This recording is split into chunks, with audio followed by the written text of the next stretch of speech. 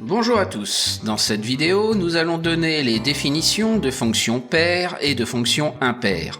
Puis nous allons voir ce que cela implique géométriquement au niveau de la courbe représentative de telle fonction.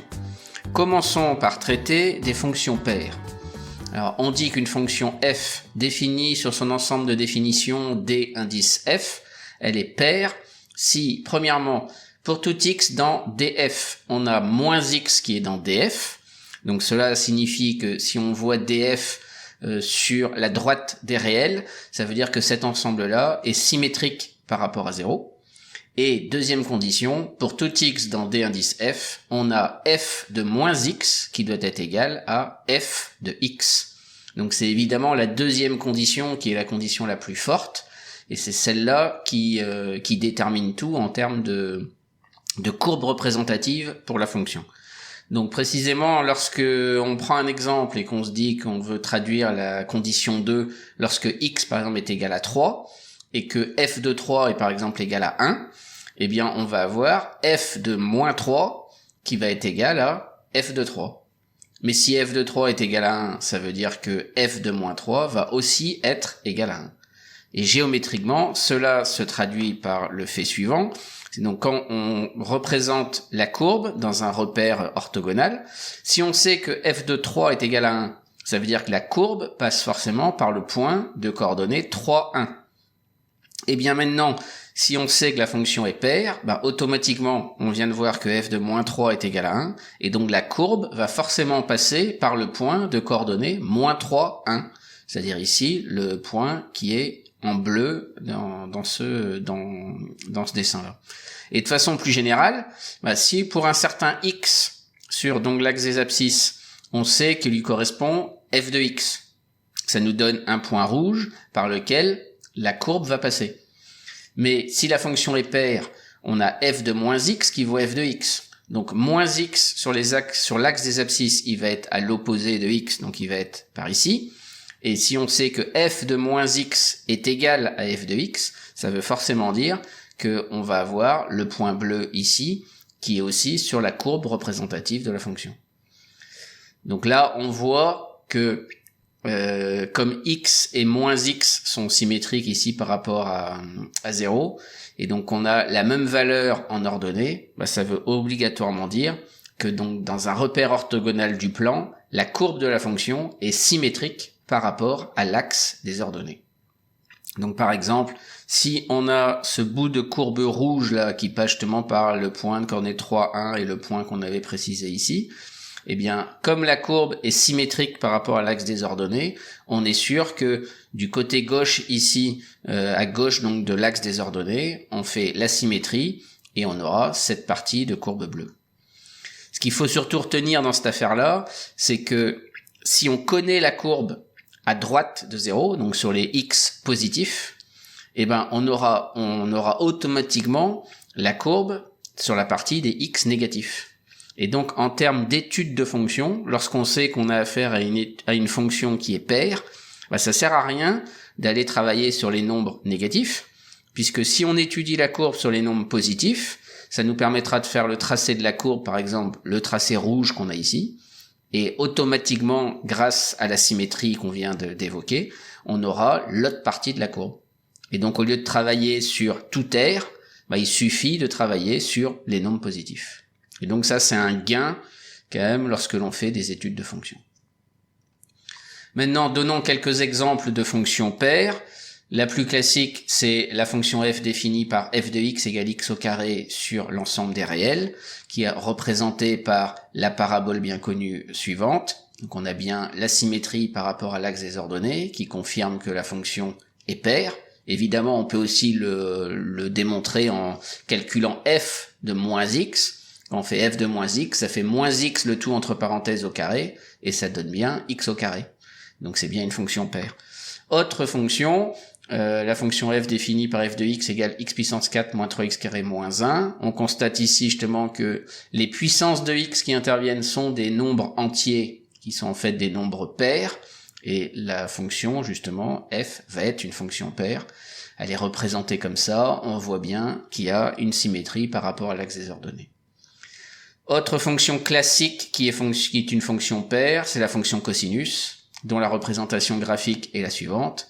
On peut évidemment s'appuyer aussi sur un cercle trigonométrique pour se rendre compte que la fonction cosinus est paire, et de remarquer que pour n'importe quel angle, on va dire t réel, quand on fait cosinus entre parenthèses moins t, on trouve bien la même chose que pour cosinus t.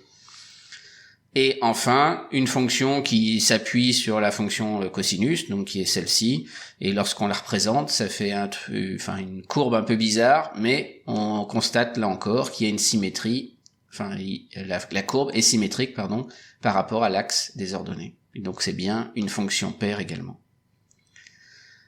Passons maintenant aux fonctions impaires. Donc une fonction f, toujours définie sur son ensemble de définitions d indice f, on dit qu'elle est impaire si, premièrement, pour tout x dans df, on a moins x dans df, donc là toujours pareil que tout à l'heure, c'est-à-dire que l'ensemble df, quand on le représente sur la droite des réels, il est forcément symétrique par rapport à 0.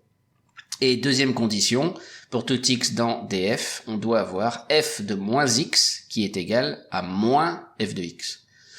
Et donc, pour donner un exemple, si jamais on a une fonction impaire telle que f de 5 est égal à 1, eh ben on va obtenir avec la condition 2, en utilisant x égale 5, ça va faire f de moins 5, qui est égal à moins f de 5.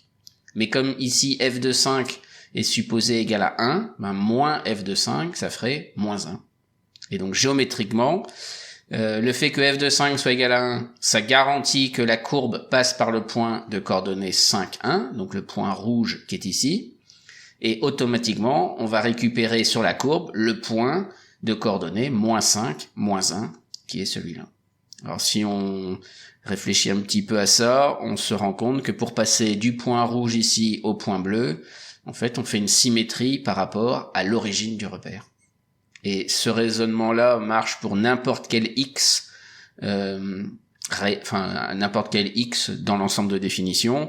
C'est-à-dire que si on prend le point rouge qui est ici, donc qui a pour abscisse x et pour ordonner un certain f de x, donc quand on traduit la condition 2, quand on s'intéresse à f de moins x, ben forcément on va avoir sur la courbe le point de coordonnées moins x, f de moins x.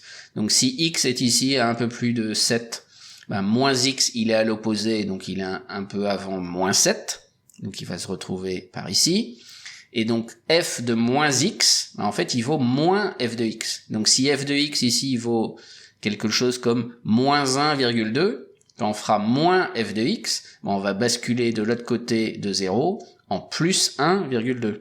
Et donc moins f de x, il est ici, mais comme il est égal à f de moins x, ça va nous donner le point de coordonnées ici, moins x, moins f de x, c'est-à-dire f de moins x. Donc ce qui veut dire que pour passer encore du point rouge qui est ici au point bleu qui est ici, on fait encore la symétrie par rapport à l'origine du repère. Donc en résumé, dans un repère orthogonal du plan, la courbe représentative de f est forcément symétrique par rapport à l'origine du repère. Donc si on prend un exemple de courbe là, par rapport au point rouge, on voit par exemple cette courbe-ci, eh bien automatiquement, si la fonction elle est impaire, on aura côté gauche ici de l'axe des ordonnées, eh bien le symétrique de la courbe rouge par rapport à l'origine du repère, ce qui va nous donner quelque chose comme ça. Et si on enlève un peu les différents tracés de construction là qu'on a vu au début, ça nous donne quelque chose d'un peu plus clair, mais on voit là encore que si on connaît une fonction impaire sur les nombres positifs, donc pour les x positifs, ben automatiquement grâce à la symétrie, donc la symétrie par rapport à l'origine, et ben on va forcément savoir ce qui se passe sur les x négatifs. Donc quand on va étudier une fonction, si on sait qu'elle est impaire, on n'aura pas besoin de l'étudier sur l'ensemble des réels, il suffira de l'étudier sur les nombres positifs, et on obtiendra automatiquement le reste grâce à la symétrie. Et donc évidemment, là encore, ça fait gagner du temps dans l'étude de la fonction, et c'est bien plus efficace. Petite remarque concernant les fonctions impaires qui sont définies en 0. Donc si on a une fonction qui est impaire et qui est défini en 0, c'est-à-dire si 0 appartient à l'ensemble de définition de la fonction, eh ben on aura obligatoirement f de 0 est égal à 0. Et f de 0 égale à 0, ça veut dire que la courbe passe par l'origine du repère. Donc ça, on peut le démontrer, hein. Il suffit de voir qu'avec la condition 2, donc si 0 appartient à df, on peut faire x égale 0, donc ça va nous dire que f de moins 0, c'est-à-dire f de 0, est égal à moins f de 0, donc ce qu'on obtient ici. On va essayer de regrouper tous les f de 0 du même côté du signe égal, donc pour regrouper ça, on va ajouter f de 0 des deux côtés du signe égal, comme ça à droite ça fera moins f de 0 plus f de 0, donc ça va faire 0, et à gauche ça fait f de 0 plus f de 0, donc ça fait 2f de 0 égale 0. On divise par 2 des deux côtés, ça va faire f de 0 égale 0 divisé par 2, donc 0. Et on a bien f de 0 égale 0, à condition évidemment que la fonction était définie au départ en 0 et qu'elle était impaire. Donc ça, c'est un élément quand même qui se voit aussi sur la représentation graphique. Donnons quelques exemples pour terminer de fonctions impaires. Donc une fonction classique, c'est f de x égale x au cube sur l'ensemble des réels. Donc la courbe représentative est la suivante. On constate effectivement sur cette courbe la symétrie par rapport à l'origine du repère. Autre exemple, cette fonction-ci, où on voit que toutes les puissances de x qui interviennent, là il y a du x puissance 1, là du x puissance 3, là du x puissance 5, 1, 3, 5, ce sont des entiers qui sont en fait des nombres impairs, et donc c'est ce qui explique, on peut le démontrer, mais c'est ça qui fait que la fonction à l'arrivée est impaire. Si on regarde la courbe représentative de la fonction, ça donne quelque chose comme ça, où on voit là encore une symétrie, la symétrie même par rapport à l'origine. Autre fonction classique, la fonction sinus. Donc ça, la fonction sinus est une fonction impaire sur l'ensemble des réels. Sa courbe représentative est la suivante.